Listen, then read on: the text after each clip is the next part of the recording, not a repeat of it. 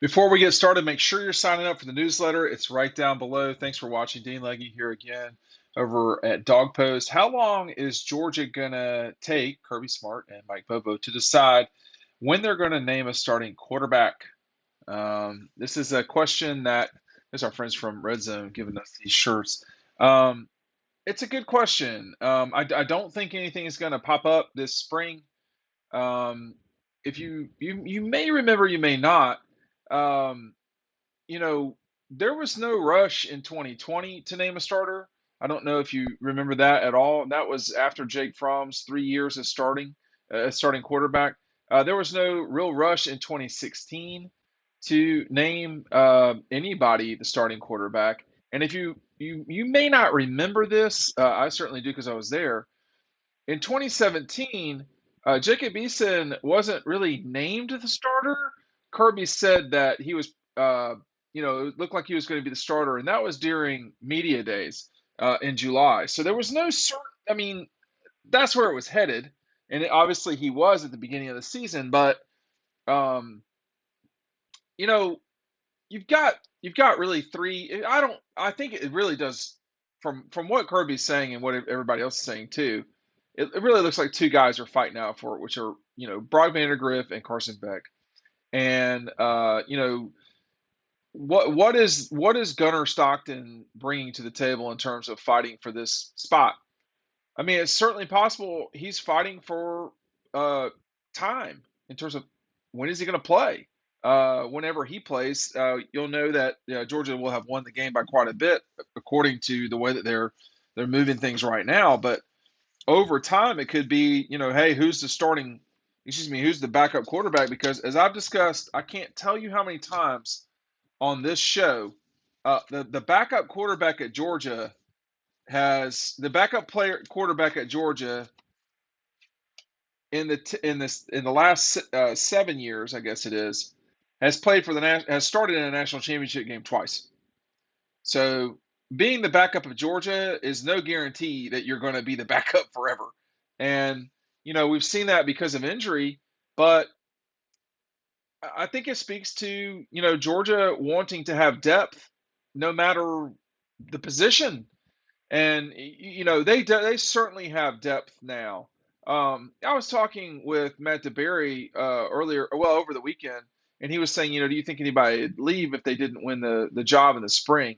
I don't think that any of the three guys that are here right now are in position to transfer and immediately play somewhere else. So I just I don't know.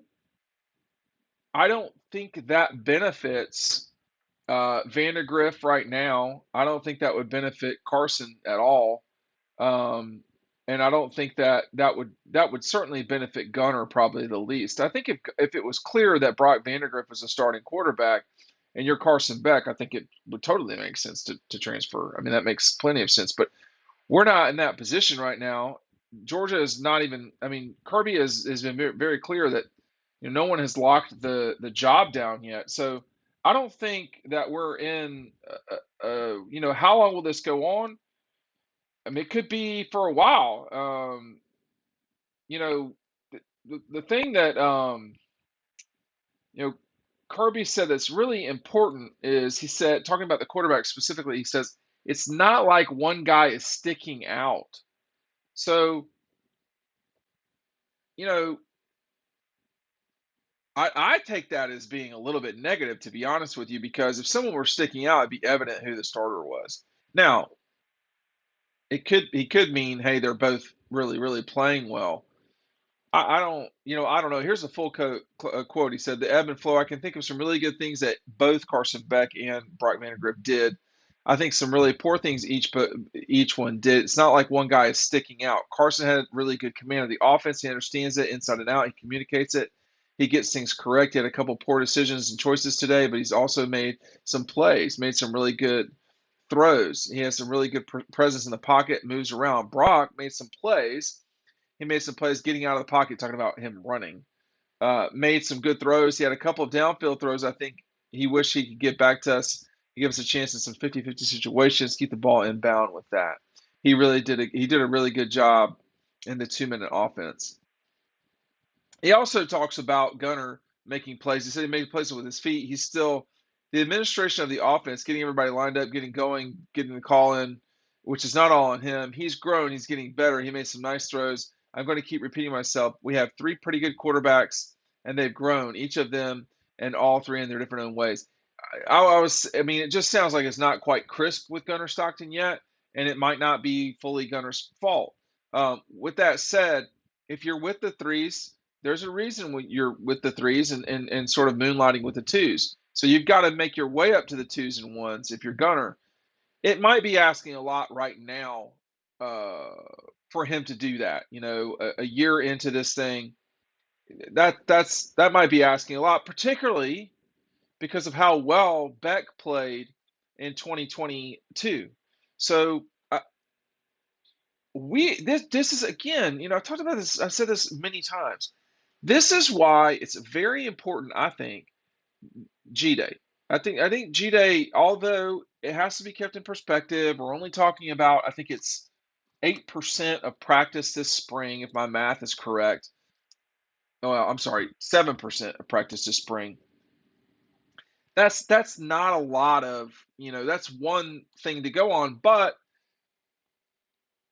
that's a little naive to put it that way because I mean G-Day's got to matter more than tomorrow's practice, for instance, unless there's some catastrophic injury.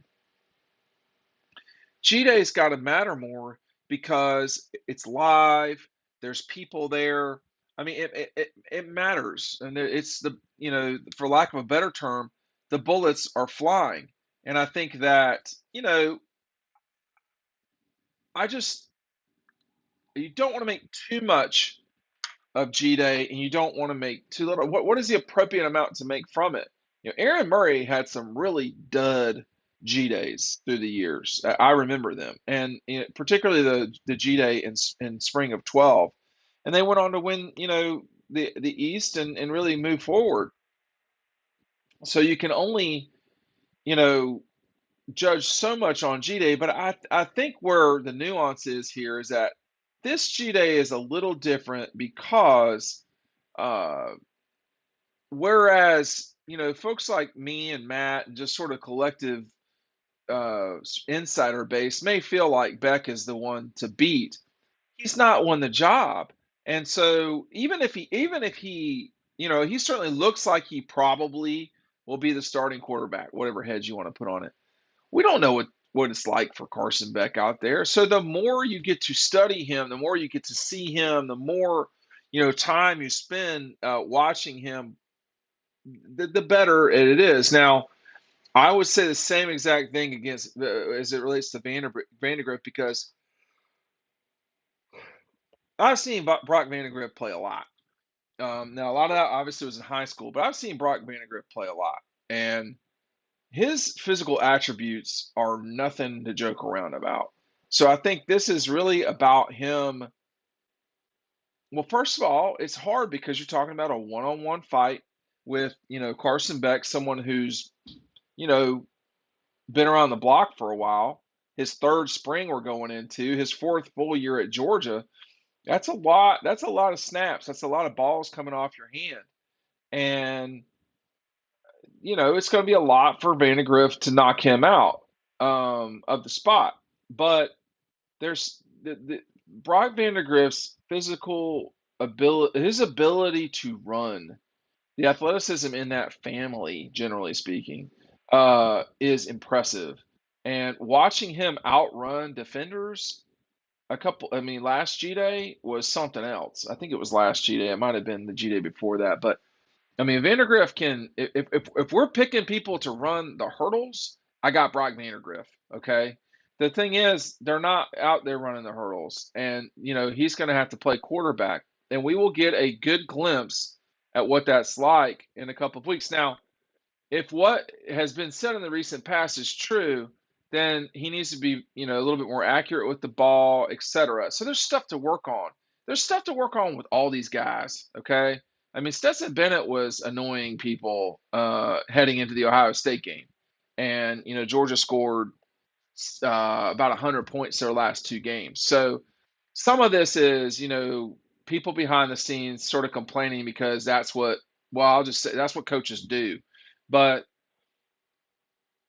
you know, the sum of the parts here is tremendous. And I don't think anybody should be feeling sorry for Georgia.